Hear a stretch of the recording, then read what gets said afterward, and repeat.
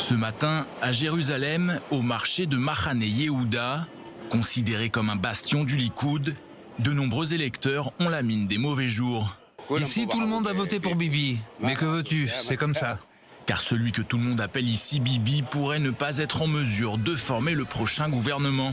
Je suis très déçu. Moi, je voulais un Bibi fort, car grâce à lui, notre pays est dans la meilleure situation possible. Même si on veut nous faire croire le contraire, mais si Israël est le pays numéro 1, c'est grâce à Bibi et grâce à Dieu. Tout le monde dit que c'est un voleur, mais c'est faux. Faut arrêter avec ces mensonges. Bibi a récupéré des cigares, faut arrêter avec ça. Bibi, c'est le roi d'Israël. Il a bien le droit de vivre comme un roi parce qu'il fait de grandes choses comme un roi. J'espère qu'il restera en poste encore 4 ans. C'est ce que je lui souhaite.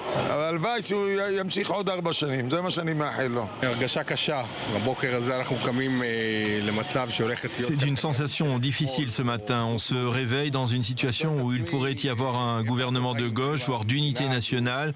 Je me pose la question, où vivons-nous? Ce peuple est-il si bête? Ce peuple a voté pour quelqu'un qui n'a aucune expérience, qui bégaye, un chef d'état-major qui n'arrive pas à la cheville de Bibi, qui lui a beaucoup d'expérience. Notre peuple a fait un mauvais choix, même si j'espère qu'il n'y a pas eu de fraude. C'est un choix très dur dont nous aurons à payer le prix. Même si beaucoup sont déçus, d'autres gardent espoir. Ne t'inquiète pas pour Bibi. Il va le faire, Bibi. C'est lui qui va faire le gouvernement. Bien y joué pour Bibi. C'est pour ça que je suis partagé. J'espère que tout rentrera dans l'ordre. À l'inverse, certains semblent plutôt satisfaits des premiires tendances. Je reste optimiste car il n'y a pas encore de résultat définitif, mais j'espère qu'il y aura du changement. Bibi, à la maison, au revoir Sarah, taxi direction Césaria. Qu'il rentre chez lui se préparer pour ses procès. Moi, tout ce qui m'intéresse, c'est que Bibi aille en prison, c'est tout.